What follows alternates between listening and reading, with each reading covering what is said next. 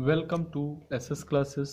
दोस्तों, आज हम कक्षा 8, 9, 10 में सबसे महत्वपूर्ण जो पहला चैप्टर होता है हमारा नंबर सिस्टम, संख्या पद्धति, अर्थात हम संख्याओं के बारे में जानेंगे।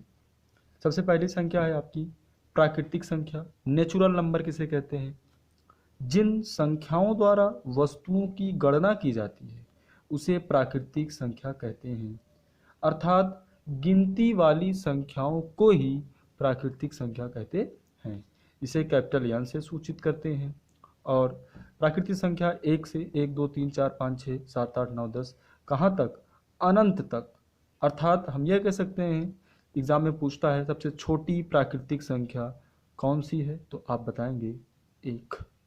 अगर पूछे सबसे बड़ी प्राकृतिक संख्या, तो सबसे बड़ी प्राकृतिक संख्या इनफाइनाइट, अर्थात ज्ञात नहीं की जा सकती। दूसरा है पूर्ण संख्या, होल नंबर।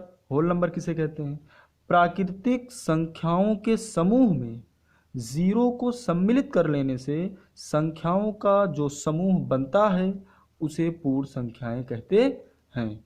इसे कैपिटल डब्ल्यू से सूचित करते हैं। अर्थात प्राकृतिक संख्याएं जैसे 1, 2, 3, 4, 5, 6, 7, 8, 9, 10 कहाँ तक, इनफाइनाइट तक, यानी प्राकृतिक संख्या। इसी प्राकृतिक संख्याओं के समूह में हम जीरो को शामिल कर लेते हैं, वही हमारी क्या कहलाती है, पूर्ण संख्या कहलाती है।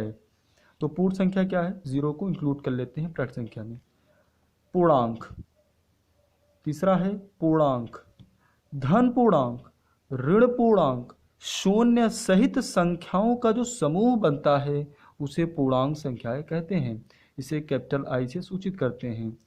यानी धन पूर्णांक दाहिनी तरफ 1, 2, 3 + 1 + 2 + 3 + 4 इनफाइनाइट तक, और बाईं तरफ ऋण पूर्णांक -1, -2, -3 -4 कहाँ तक, इनफाइनाइट तक।